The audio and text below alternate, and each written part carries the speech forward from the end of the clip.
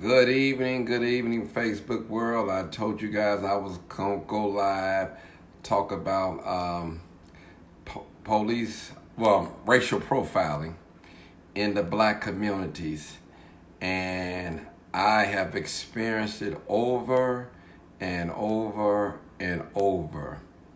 And this is going to be more so informative. I'm going to give you some pointers and some cues and some law to which you can do to avoid entrapment. Because it's all an entrapment. That's all what it is. It's an entrapment.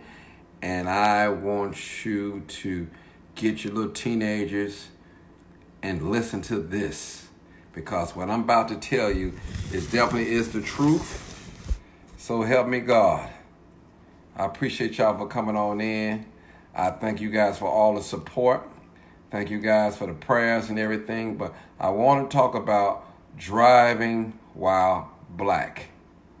Because for those of you that's our professionals that have never been stopped by the police or never had a bad traffic stop or experience, just keep living. That's all I can tell you. Just keep living. You shouldn't have to be a famous person or political person or a person of the law in order for them to follow the rules or follow the law of the land. That's what I'm saying. You should not be given no special privileges. Everybody should be treated as the same. Everybody is a suspect unless proven wise. And I'm speaking from a police point of view first. I want you to see their side too. I understand a lot of police officers, they're very nervous working in the black community because the media have stereotyped us as being these thugs and savages and gang bangers and murderers and all that. But let me say something to any law enforcement that's listening to me, especially the white ones. Don't believe everything that you see in these rap videos, these things that you see in these movies. All of that is not true. And I'm going to speak on behalf of the people such as myself that are productive citizens, that make things happen, that follow the law, that obey the law. But I'm always getting profiled. But let me just tell you, share an experience with you guys. I had experience the other day, which a lot of you know, I was parked, so I wouldn't even call it a traffic stop. It wasn't even a traffic stop. I was parked and I was videoing live on 69th, I think one block past Emerald. I believe that's Union. I think that's Union. Yeah, that is Union. Actually, I was parked on Union and the crime was being placed. It happened on 69 in Wallace, so a block away. And the Chicago police are a little young, 31-year-old male white officer. I understand you had to be a little aggressive in the black neighborhood because you think we all are criminals, and I understand. But brother, if you there to enforce the law, and I'm there to obey the law, there's got to be a line between both of us. Come on now. If you ask me for your driving license, ask me for my driver license, I give you my driver license, you run my name. Okay. And you tell me, get out of the car. This is a lawful order. And I ask you, you talking to me, I ask you, and I'm saying, what happened? What did I do? You know what I'm saying? I'm just trying to figure out. Now, first of all, how this works out, people. In order for them to ask you, they can't just pull you over and just say, get out your car. That's not how things work. They have to have legal probable cause. And give you an example, what is probable cause? If you don't have no driver license, they can ask you to get out the car. If you can't display no driver license or no insurance, they get that. If they see like a gun, or they can smell alcohol, or they see some drugs laying on the seat or something like that, or if they got a call on a crime, is a crime been committed in the description of a car, on a call, if they suspect you have committed a crime, those are legal, probable cause for them to ask you to get out the car. Okay. Now, I never gave them consent to search my car. Never. Now, they asked me, did you have a FOID card? I said, yeah, it's on the seat. Now, I just said it was on the seat. I never told them to go inside my car and get it. I said it's on the seat. So I'm telling you people, in these traffic stops, especially in Inglewood, Woodlawn, South Shore, all these neighborhoods, Auburn Gresham, North Lawndale, all these places they have no respect for. But what I didn't know is, let me just educate you guys, and this is law. If they pull you over and they search your car and they don't find anything inside of your car that's against the law, they are legally bound not to go into your trunk and open up your trunk. They cannot do that unless they have a search warrant. I'm going to repeat that again. If they search the front of your car, the back seat, and they don't find anything, they are not allowed to go in your trunk unless they have a search warrant. So do not give them no consent, none whatsoever. Don't admit to no guilt. I'm just telling you guys. And normally when I pull over, if it's at nighttime, I cut on the interior light, keep my hands high.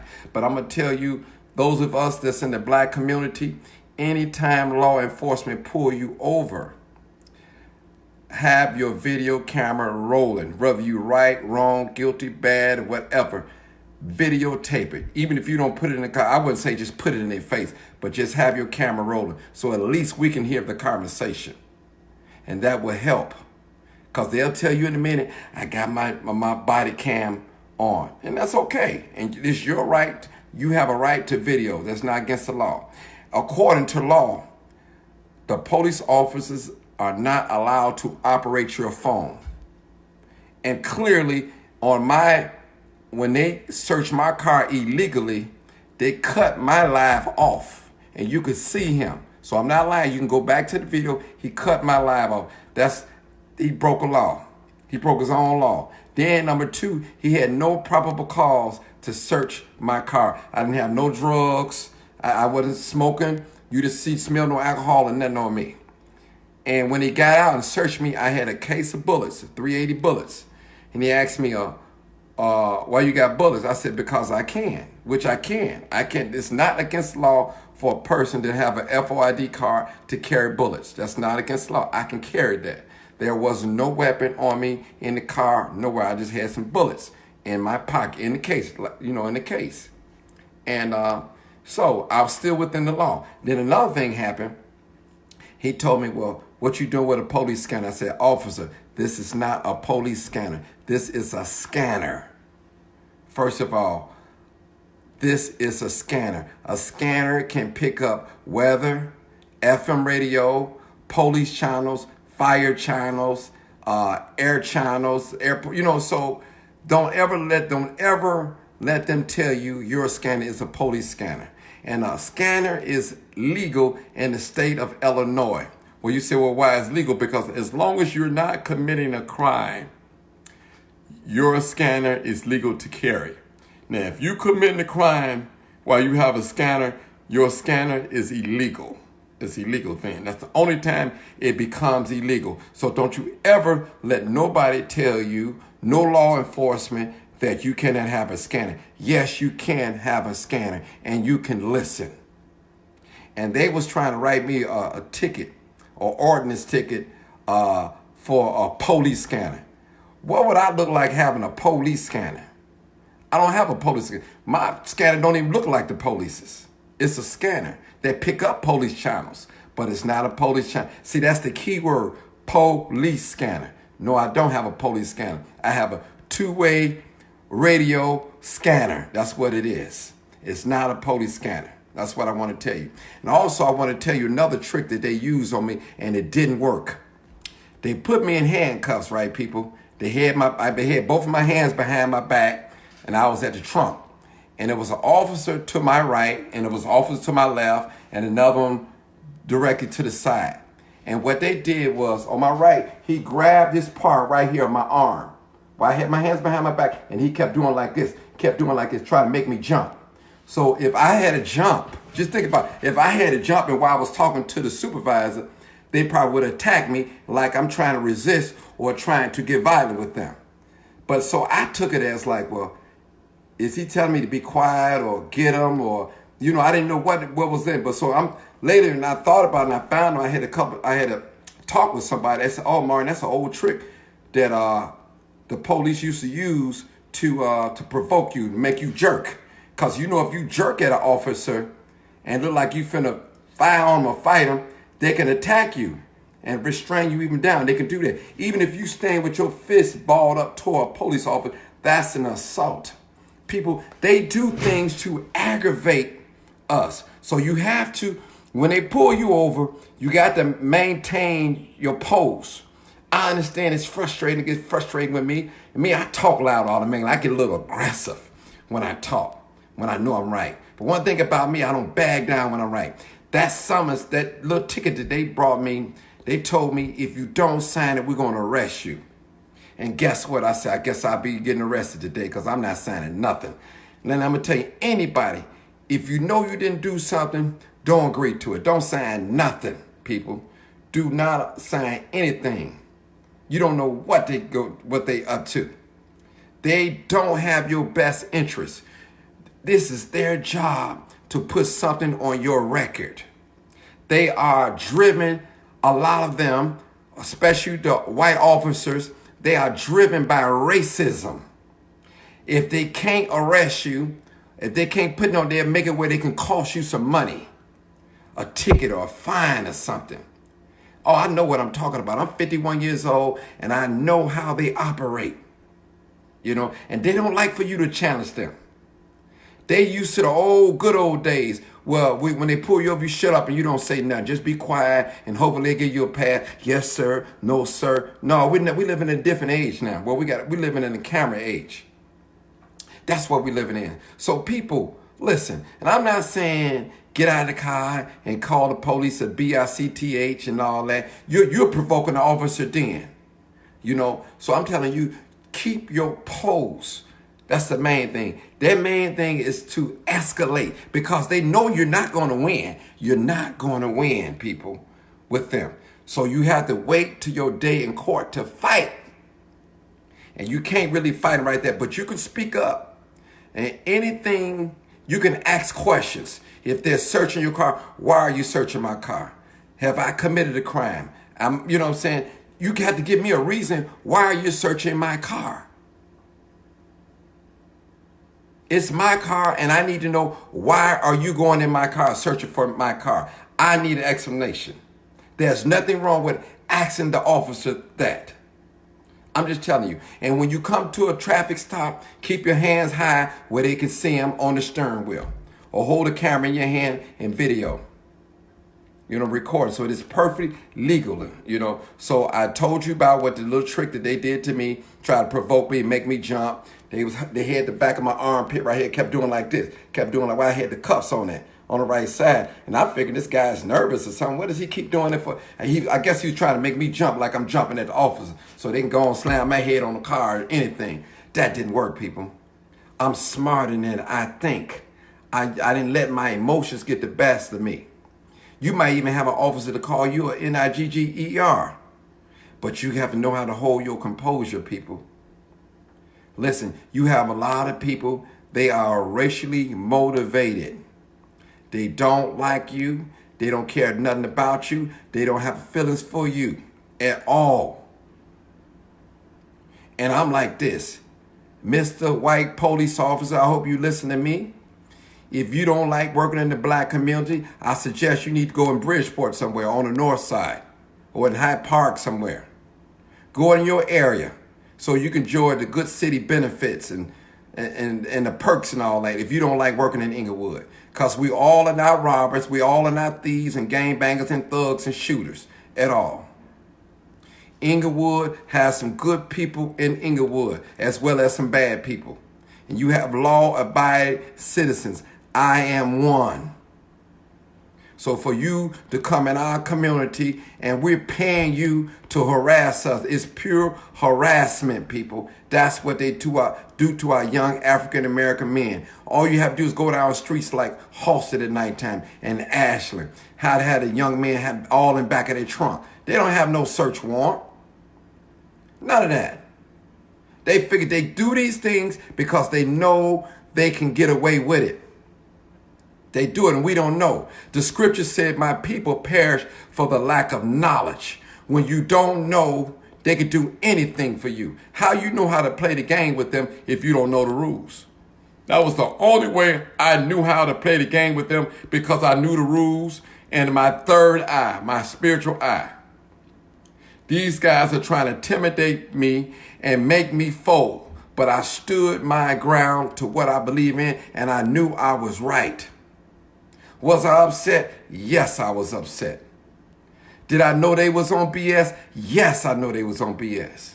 But at the end of the day, I came out with flying colors. Didn't get fingerprinted, didn't get none of that, because I was right. I stood on it. I did everything was right. Listen, every command that he asked me to do, I did it. Trust me. Asked me to get out of the car, I got out of the car. He asked me for my license, I gave him my license. He asked for my FOID card. He went inside my car, my wallet, and got that.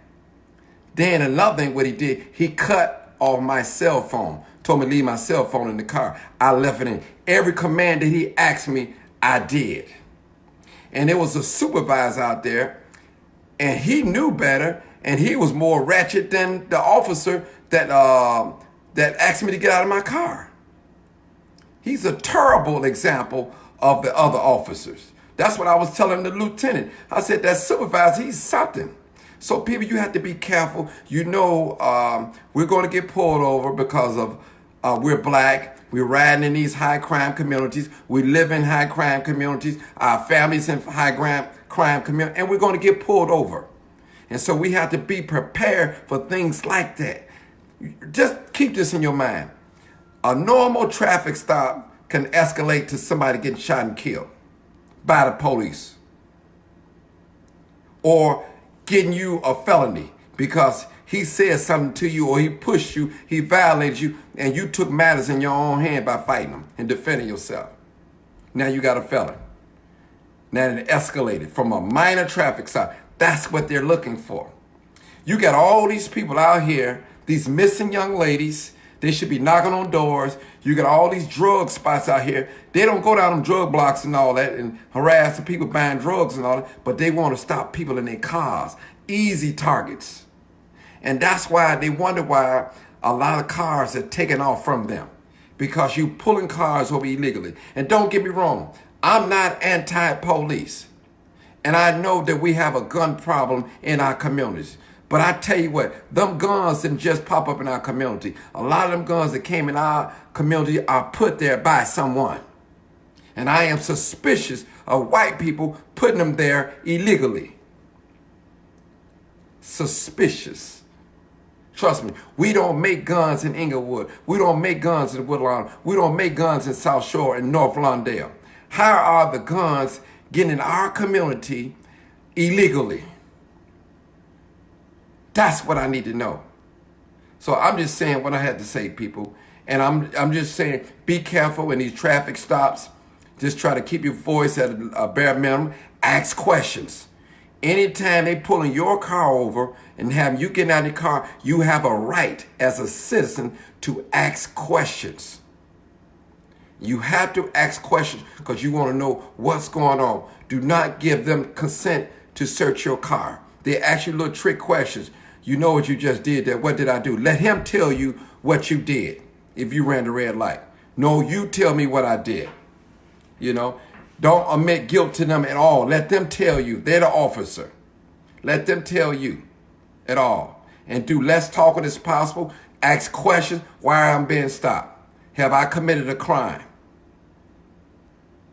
They always come up with lame excuse. Oh, you got one headlight, which they can't stop you, or your tail light is out. They can stop you. They can stop you if your license plate don't have a light over it. They can stop you with that in the back. They can stop you if you have like one of them air fresheners in your rearview mirror right there. They can stop you. Those are little tactics that they use, and they try to use that. And notice when they pull you over there all day, that's close in your window. So they're trying to see if they smell alcohol or smell any kind of drugs or anything, so they can have probable cause to get in your car and search. That's what they're doing.